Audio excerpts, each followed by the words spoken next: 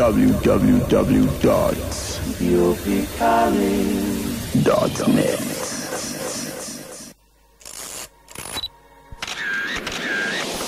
Mustawaki Ethiopicaling ባልተገመተ ቦታ የተገኘ ብዙ ሽብር ነዋሪዎችን አስደንግጧል። ብዙ ሽብር የተገኘበት ያልተገመተ ቦታ የቱ ነው? የብዙ ሽብር ሩጣ ፈንታስ ምን ሆነ? እስቲኛው እንደሞ ቀጥል። በልመና ስራ ህይወታቸውን የሚመሩ ሰዎች ወይንም ዜጎች አሉ። እነዚህ ዜጎች አካላቸው ሳይጎል ጎደለ ብለው የሚለምኑ ከሚያገኙት ገንዘብ ላይም ሀብት ንብረት ያፈሩ መኪናም ታክሲም ጭምር ያላቸው እንደውም አራጣ የሚያበድሩ ደማኞች መኖራቸውን በልመና ስራቸው ላይ የሚጠቀሙትንም ሲስተም ገልጸን አንድ ዘገባ ማቅረባችን ይታወሳል። እነዚህ በልመና ስራ ህይወታቸውን የሚመሩ ዜጎችን ከተለያዩ ክልሎች የሚመጡ ይበዙበታል። አብዛኛው ወደ ክልላቸው የሚመለሱበት ስራ ሲሰራ ቆይቷል። አሁን ባለፈው ሳምንትም በተለያዩ ክፍለ ከተሞች ይሄ ስራ ተጠናክሮ ቀጥሏል።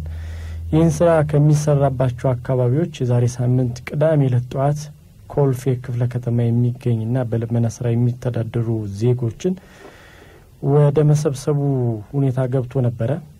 ይሄ እነዚህ በልመና ስራ የሚተዳደሩ ዜጎች ወደ መጡበት ክልልም ለመመለስ የሚመለከታቸው አካላት ከኮልፌ ደንብ ማስከበርና ፖሊስ ጋር በመሆን ቅዳሜ ለጠዋት ኮልፌ አጠናተራ በተለምዶ የፎይታ ድልድይ ተብሎ የሚጠራው ድልድይ ላይ ኑሮዋን ውሎዋን አዳሯን እዛው ያደረገች ሴት ጋር ይጠጉና ከአካባቢው ላይ እንድትነሳ ደንብ አስከባሪዎችና ፖሊሶች ይጠይቃሉ። እዛ አካባቢ ላይ ፎይታ ድልድይ ላይ የነበረችው ሴት በላስቲክ ከልላ ድንጋይ ጋርዳ ለረጅም ጊዜያት እዛ ላይ የኖረች ነበረች። ፖሊስና የሚመለከታቸው ሰዎች ሴትዮዋን ከዛ ቦታ ላይ አንስተው ወደ ቀበሌ መውሰድ ይጀምራሉ። ወደ 03 ቀበሌ ማለት ነው። እናም ሴትዮዋን አንስተው ወደዛ በሚወስዱባት ጊዜ ሰዎች ተሰብስበው ስለነበረ ይህች ሴትዮ ገንዘቤን አደራ እያለች በተደጋጋሚ ትጮህና ትናገር ነበር። ነገር ግን ሰሚ አላገኘችም።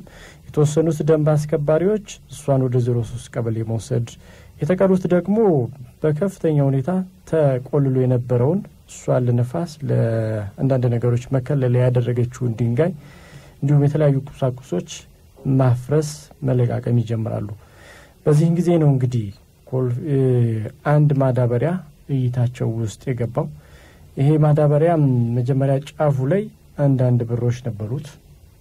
እይታቸውን በደንብ ትኩረት የሳበው ማዳበሪያውን ቀርበው ፈተው ሲመለከቱት ይሆናል። ውስጡ ማዳበሪያው በበርካታ ብሮች ተሞልቷል።